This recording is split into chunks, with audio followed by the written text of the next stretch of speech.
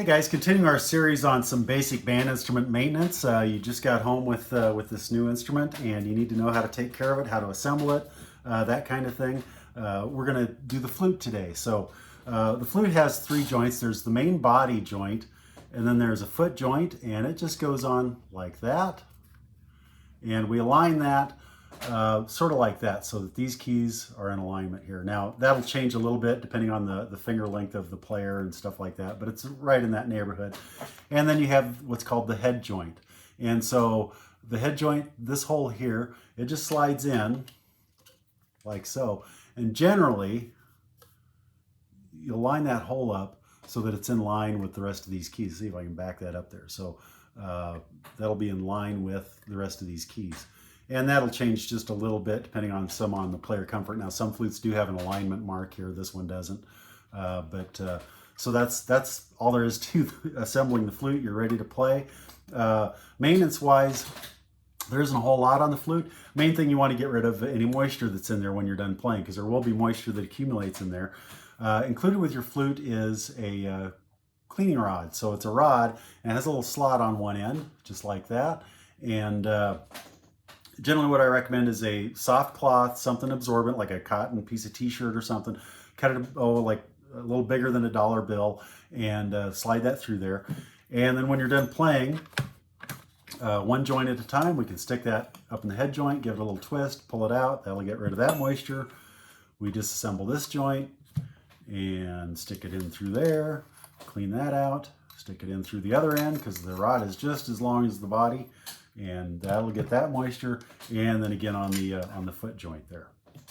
So we do sell kind of a neat little unit. This is a nice little cloth here. This is called a pad saver. And for this, again, you'd stick it in the head joint.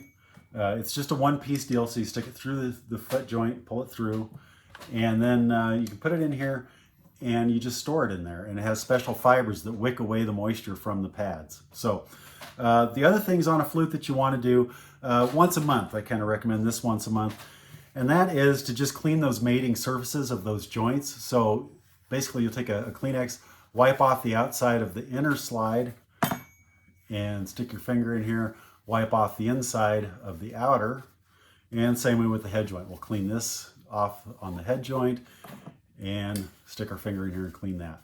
Now, there's no lubrication that's required on these joints. So somehow or another, that rumor has gotten started years ago. There's no manufacturer that recommends that. So there's no lubrication that goes on here. It can actually make matters worse because it can attract grit and things and make it a little tougher. If your joints are difficult to put on, or if they're too loose, if they rotate or that kind of thing, there should be just a little bit snug. We have a special tool that takes care of that. Don't try and force anything, just get it to us and we'll take care of it for you. That kind of thing is included on the Honda's Easy Rent program, so let us take care of that for you. Once a week, I like to recommend that you wipe off your flute. So you can use any cloth. We do sell a special cloth. Most flutes are silver plated, some are nickel plated, but most are silver plated. And we sell this special cloth. This one's the one off my repair bench, so you can tell it's been used. It has a plain flannel side, and then if we flip it over, there's another piece of cloth here that has actually a silver polish. And you can see this one's been used. So this is the one I use on the bench. What that's removing is oxidation that happens on the silver. So I'll start out usually with the gray cloth, wipe off any fingerprints or anything, and then I'll switch over to the polishing side and just give it a quick wipe down. And that'll keep it looking nice and new. These are silver, so what silver does is it oxidizes. We've all seen old silverware that's got the kind of the grayish brown, blackish pieces on it.